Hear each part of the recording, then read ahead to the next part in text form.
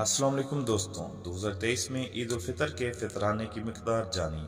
हुकूमत पाकिस्तान की तरफ से फितराने का ऐलान कर दिया गया है। कम से कम फितराना कितना होगा, जानने से पहले वीडियो को लाइक और चैनल को सब्सक्राइब कर दें। शुक्रिया। चलो शुरू करते हैं। हुकूमत पाकिस्तान की जानब से साल 2023 फितराने की रकम 250 मुकर्रर की गई है। 250% फितराना नकद या कसम में अदा किया जा सकता है। मजीद मालूमात इस लेटर में मौजूद हैं जो कि 23 मार्च 2023 में शाया किया गया। इसमें गंदम, जौ, खजूर और कशमश की मिकदार और कीमत वाज़ेह तौर पर बताया गया है। फितराना क्या है? फितराना मुसलमानों के लिए रमज़ान के आखिर में अदा करना एक मजहबी फरीज़ा है। लफ्ज़ फितराना अरबी ज़बान के लफ्ज़ खैरात से आया है। ये आम तौर पर ज़रूरतमंदों को दिया जाता है।